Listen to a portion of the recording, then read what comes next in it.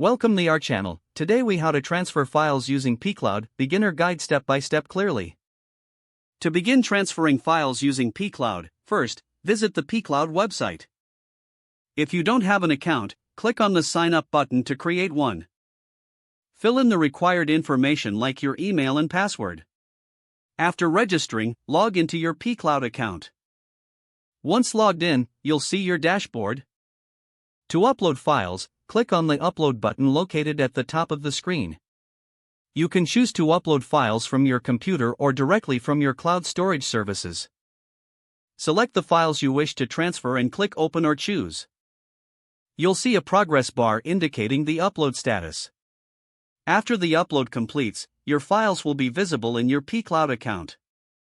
To organize your files, create folders by clicking the New Folder button. Name your folder and hit Create.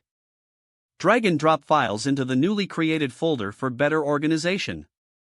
To share files with others, right-click on the file you want to share. Select the Share option from the drop-down menu. You can choose to share via email or create a public link.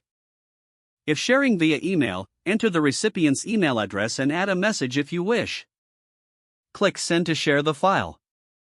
If you opted for a public link, copy the link provided and share it as needed.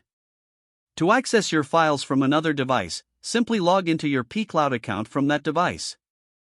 All your uploaded files and folders will be readily available.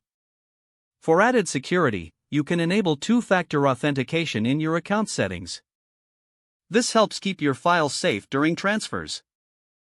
Feel free to explore other features of pCloud to maximize your file storage experience. If the page does not load, refresh the browser or try again in a private or incognito window. Make sure you are using the correct email address, then retype it carefully to avoid small typos.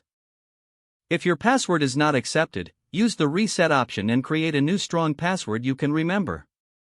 Check your spam folder for verification or security emails, then complete any requested confirmation steps. Don't forget to like this video and subscribe to our channel for more step-by-step tech guides.